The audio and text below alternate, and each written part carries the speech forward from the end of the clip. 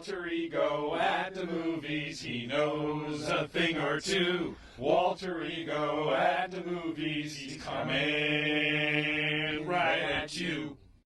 Did you know that Tom Cruise almost killed Hitler? In the new film Valkyrie, he sets his jaw against the tide of history and almost saves Europe from another year of wanton death and destruction.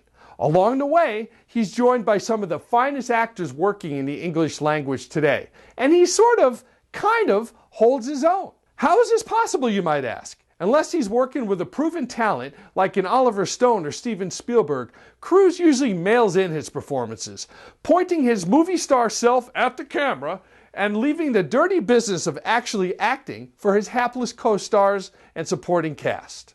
Well, in Valkyrie, the director is Bryan Singer, not exactly a Spielberg, and yet Cruise somehow, holds his own. I think it's because he's playing a stiff, repressed Prussian.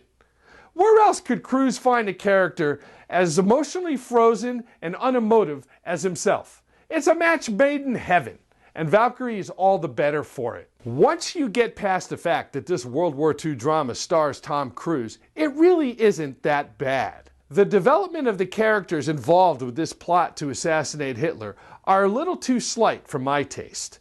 But director Singer and his team trade that off for some decent suspense and a well-paced narrative. Still, I can't help but wonder how this film would have turned out if it was in the hands of a better director with a more intimate screenplay.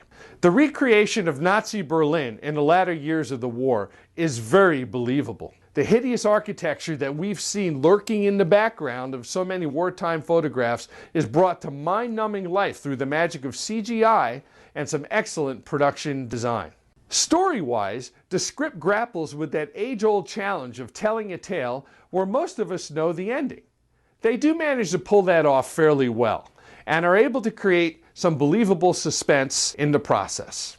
The filmmakers do a decent job of overcoming this obstacle, and the suspense that they are able to generate as the conspiracy first builds and then begins to crumble is palpable and commendable. What I remember best about this film, though, is the very disturbing performance given by David Bamber as Adolf Hitler. At this point in history, Hitler was already starting to lose it mentally, and Bamber manages to allow that psychosis to seep out in little ways every time we see Hitler on the screen.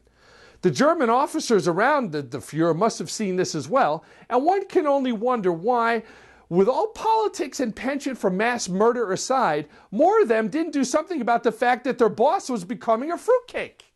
The most aggravating aspect of Valkyrie, though, was the repeated rationalization given by the conspirators to justify their actions. To wit, they were trying to save Europe from another year or two of wanton death and mass murder and destruction.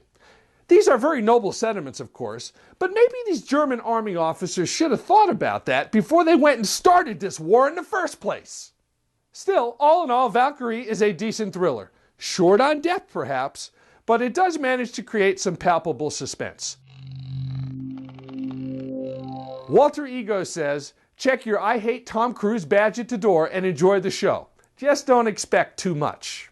Walter Ego at the movies, he knows a thing or two. Walter Ego at the movies, he's coming right at you.